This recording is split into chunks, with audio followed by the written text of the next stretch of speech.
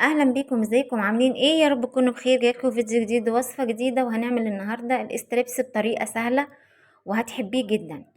معايا صدر فرخه، هقسمه بالنص كده زي ما انتوا شايفين، وهرجع اقطعه بالطول علشان يديني على هيئه صوابع.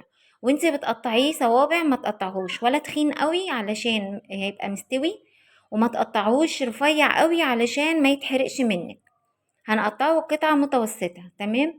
هنقطعه بقى بالشكل دوت. انا كان عندي كذا صدر فرخة، يعني انا بجيب الفرخة كبيرة 2 كيلو مثلا ونص، 2 كيلو و300 جرام، وباخد منها الصدر اعمله يا اما ستريبس يا اما شاورما يا اما شيش. وبخلي الوراك بقى بعملها سليمة. خلاص كده بقى ايه، طبعا كنت غسلاه كويس جدا في دقيق وليمون وملح، نقعته نص ساعة وشطفته وصفيته في المصفى، وبعد كده رشيت عليه مكعب من المرقة وبابريكا وكركم وسماق وبهارات فراخ وتوم بودرة وبصل بودرة وفلفل اسود، وشوية يعني معلقة صغيرة كده من السكر. هقلبهم كده مع بعض وهسيبهم حوالي اقل حاجة ساعة. وهجيب كوباية من الدقيق وهحط عليها من نفس البهارات اللي انا حطيتها على الفراخ، اللي هي بابريكا وكركم وسماق وبهارات فراخ وفلفل اسود وتوم بودرة وبصل بودرة، هي البهارات. وهنزل عليهم بحوالي معلقتين من الخل وكوباية من المية.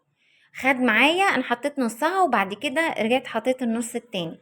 هنقلب كويس قوي، انا بحط نصها عشان ما يكلكعش معايا. اشرب المية للدقيق وبعد كده احط مية تاني. هقلب بقى كويس كده وهحط شوية ملح صغيرين، يعني الملح ده على حسب الرغبة بقى. وبعد كده بقى هنجيب الستريبس بتاعنا، هنحطه في الخليط اللي هو عليه دقيق ومية ونسيبه. يعني نحطه كده شوية وبعد كده نجيب كوباية من الدقيق، معلهاش اي حاجة خلاص.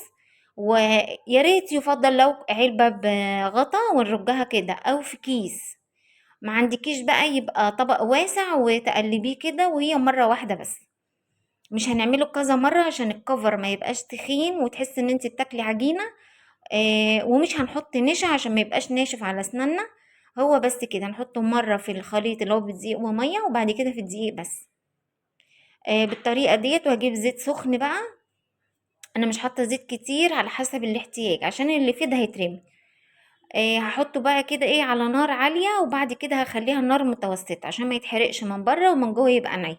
وهقلبه بقى على الوشين وهنطلعه على مصفى، مش هنطلعه على مناديل ولا ورق ولا اي حاجة. وهو ده شكله طري جدا من جوه ومستوي. ولو انت اول مرة بتشوفوني ما تنسوش تشتركوا في القناة وتفعلوا الجرس تختاروا الكل. ومع السلامة، اشوفكم في فيديو